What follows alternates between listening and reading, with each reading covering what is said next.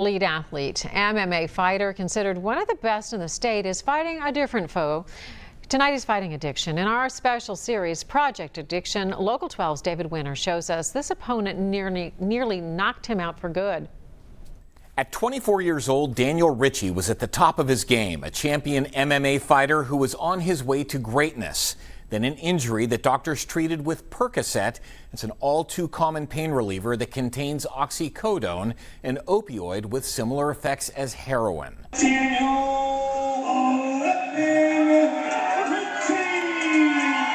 My name is Daniel Ritchie. I'm a recovering heroin addict. At one time, I was one of the top amateur fighters in the Midwest, if not the country. I was a 5-time champion, and I fell into heroin addiction.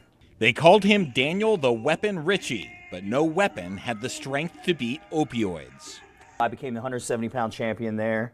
It started when Daniel was at the top of his game, but then an injury, a prescription for painkillers, and eventually a hopeless spiral into addiction. It's hard to understand how something can be that powerful, that it can take away everything in your life away from you, and you allow it to happen.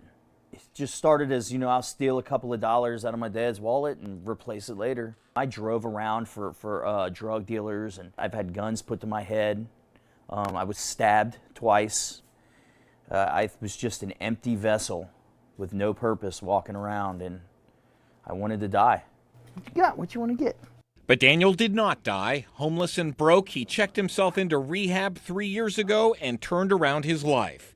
He now has a girlfriend, and they have a daughter, 14-month-old Harley. And that is something I never want her to see, and I know what I have to do that, and that is to continue to help other addicts and alcoholics that are out there suffering from the same thing that I did. Because there is hope out there, regardless of how hopeless you are.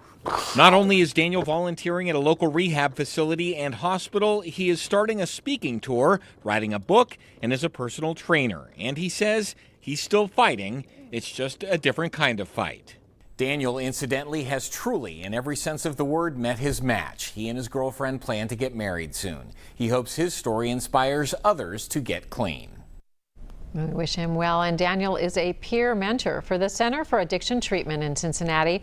If you need addiction information, assistance, or if you'd like to volunteer or donate, you can go to catsober.org.